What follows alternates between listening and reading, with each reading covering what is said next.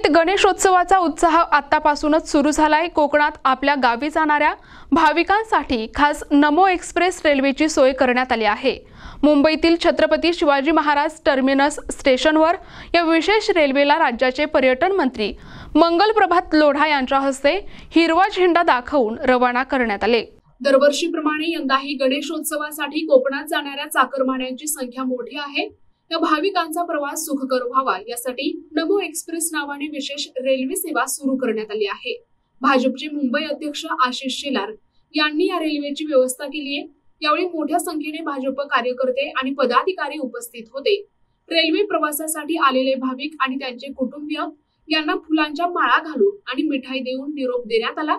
या उपक्रमामुळे भाविकांमध्ये आनंदाचे वातावरण निर्माण झाले होते। NTV news Marathi, Mumbai.